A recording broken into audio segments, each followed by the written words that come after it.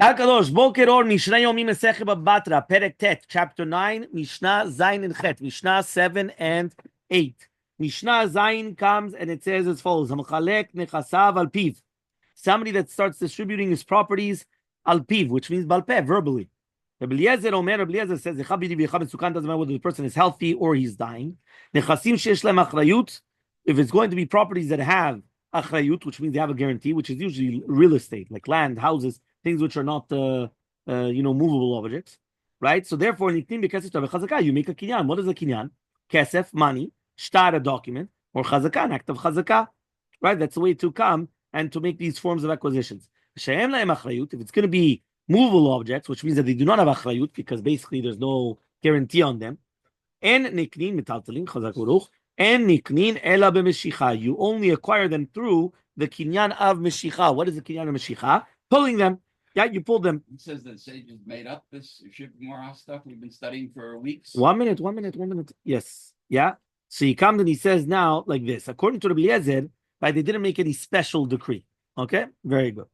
So he comes and he says now like this. It was a special thing. So that way, we make sure that the person that he's dying, that he gets his last testament, his last will, abided by. Die quicker. Yes. It'll be very weird. Amrulo. So now they said, right, the Tanaim who disagreed with Rabbi Eliezer, they came and they told him, there was a story of the mother of Rochel, right? This is the mother of the sons of Rochel, who was seriously ill. The Amran, she said, give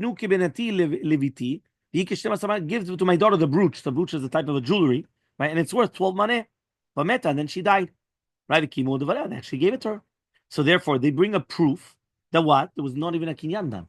And the second that she said it. Now remember, obviously she was dying, right? So it says, Amarla, and he says, you're bringing a proof from the sons of Rochel. Let their mother bury them. What does that mean? They were wicked people.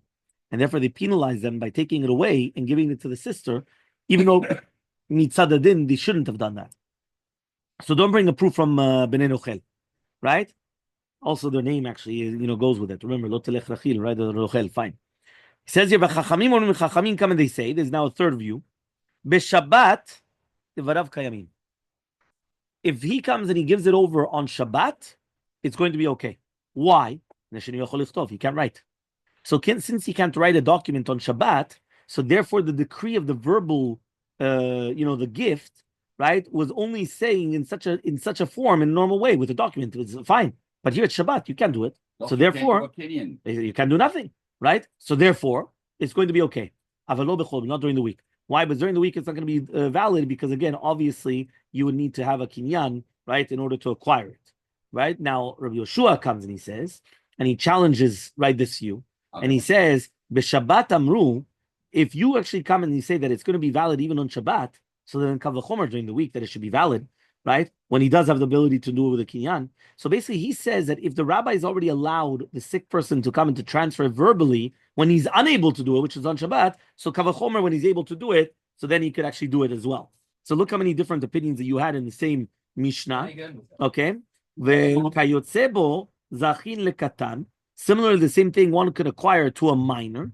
Okay, which means that technically speaking, remember a katan cannot make a kinyan, but you can acquire it for a minor. Ve'en zachin legadol, but you cannot be zachin for a gadol because basically, since he has the ability to do it himself, why are you doing it for him?